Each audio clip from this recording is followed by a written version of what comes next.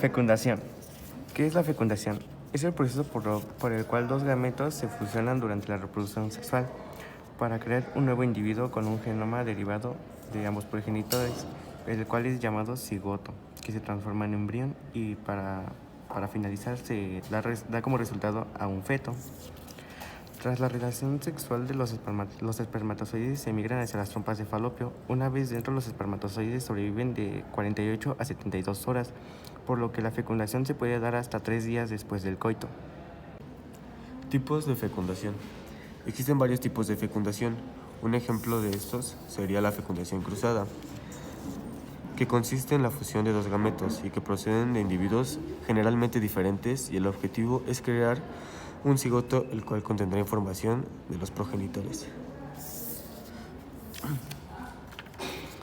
Isogámica.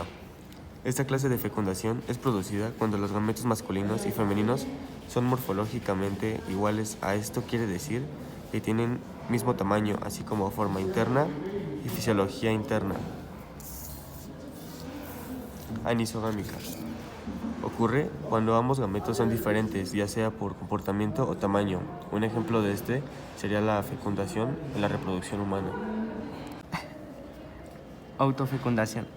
Se caracteriza por el hecho de que los gametos que se fusionan proceden de un mismo individuo, y esto se da normalmente en las flores.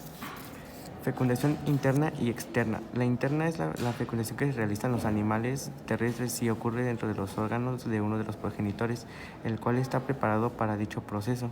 La fecundación externa se da por el medio acuático. Su proceso es distinto porque en este caso no hay contacto con los progenitores. El macho y la hembra liberan sus óvulos y espermatozoides en el agua de forma simultánea. Es allí donde ocurre la fusión entre los gametos. Etapas de la fecundación.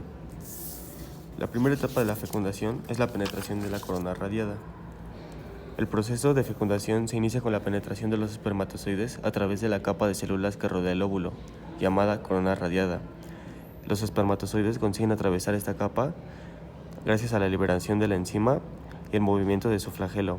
Una vez que atraviesan esta capa, los espermatozoides se encuentran con una segunda barrera, llamada la zona pelúcida. La penetración de la zona pelúcida. Se necesita más de un espermatozoide para lograr degradar la zona pelúcida, aunque finalmente solo uno de ellos podrá entrar al óvulo.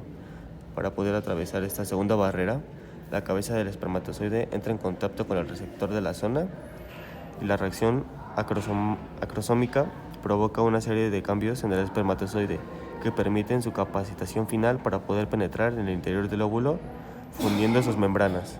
La tercera etapa de la fecundación es la fusión de las membranas. Cuando el espermatozoide entra en contacto con la membrana plástica del óvulo, se desencadenan 3 procesos distintos en el gamento femenino: la formación del cono de la fecundación, la despolarización instantánea de su membrana, la liberación de gránulos corticales al espacio perivitelino. La formación del cono de la fecundación permite la fusión de las membranas del óvulo con la del espermatozoide para que la cabeza del espermatozoide pueda entrar. A su vez, gracias a la despolarización de la membrana del óvulo y a la liberación de los gránulos corticales, se evita la entrada de otros. La cuarta etapa de la fecundación es la fusión de núcleos y formación del cigoto.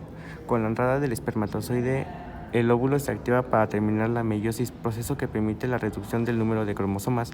Así se libera el segundo corpúsculo polar y los cromosomas se colocan formando una estructura denominada pronúcleo femenino. Por su parte, el espermatozoide avanza hasta que su cabeza, que contiene el núcleo del espermatozoide, queda junto al pronúcleo femenino. La cola se desprende para terminar degenerando y el núcleo se hincha para formar el pronúcleo masculino. Una vez ambos pronúcleos se encuentran uno junto al otro, ocurre la fusión de ambos.